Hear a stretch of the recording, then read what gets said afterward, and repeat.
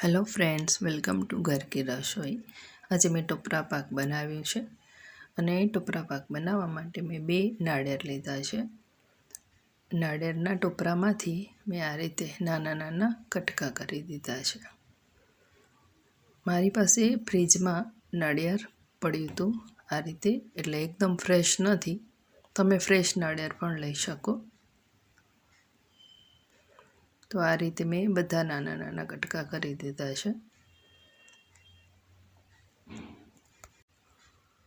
હવે આ કટકાને એક મિક્સર જારમાં લેશું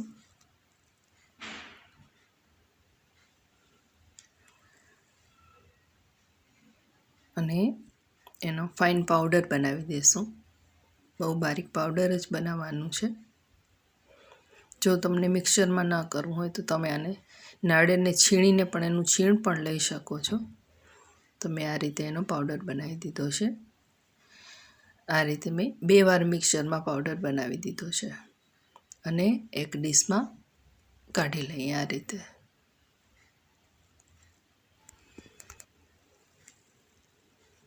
તો આશરે 2 વાટકી જેટલું આ નાળિયેરનું છીણ થશે। હવે ગેસ ઓન કરી દઈએ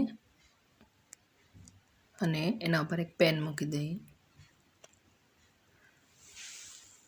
એનામાં મેં 1 વાટકી ખાંડ લીધી છે અને ખાંડ ડૂબે એટલું જ પાણી લેવાનું છે, આશરે અડધી વાટકી।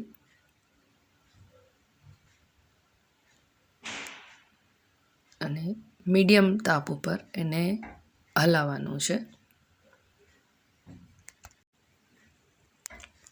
ધીરે ધીરે બધી ખાંડ ઓગળી જશે અને એનો એક ઘટ સિરપ તૈયાર થઈ જશે।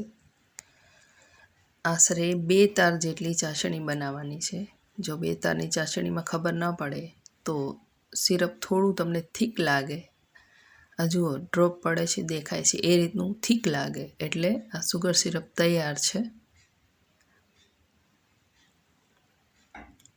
હવે એ સુગર સિરપમાં આપણે ટોપરાનું છીણ ઉમેરી દઈશું।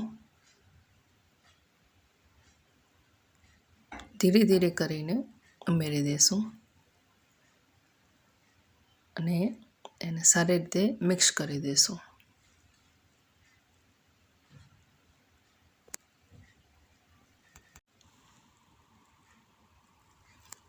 જો તમારી પાસે દેશી ગુલાબની સૂકી પાંખડીઓ હોય એ પણ ઉમેરી શકો। હવે એક ડીશ લેશું અને એનામાં આ મિક્સર ઉમેરી દઈશું।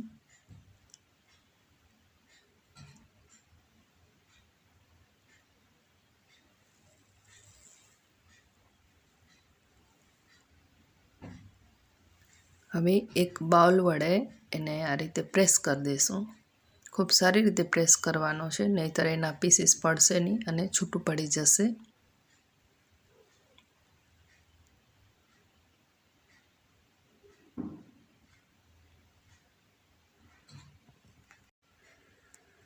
તો મેં સારી રીતે એને આ રીતે પ્રેસ કરી દીધું છે। હવે 10 મિનિટ માટે એને સેટ થવા મૂકી દઈશું। 10 મિનિટ પછી આપણે એને કટ કરી દઈશું। તમે મનગમતા પીસીસમાં કટ કરી શકો છો। મેં સ્ક્વેર પીસમાં એને કટ કર્યા છે।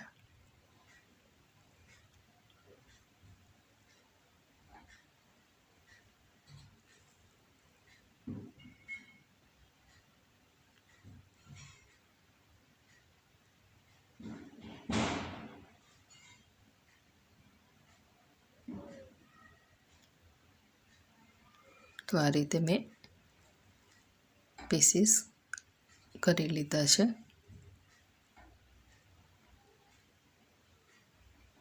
બહુ જ ઝડપથી બની જાય છે ટોપરા પાક અને બહુ સ્વાદમાં પણ સારું લાગે છે।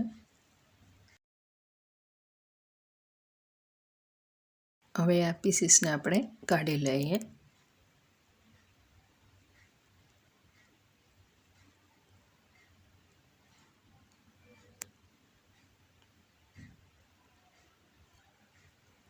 તરત જ પીસીસ નીકળી જાય છે આ રીતે। ડીશમાં ઘી કે કાંઈ લગાવવાની જરૂર હોતી જ નથી, કેમ કે ટોપરું છે એનામાંથી તેલ છૂટું પડે છે। તો આ રેસીપીમાં ઘી તેલ શેની પણ જરૂર પડતી નથી. માત્ર 2 જ વસ્તુથી બની જાય છે. ટોપરા પાક રેડી છે.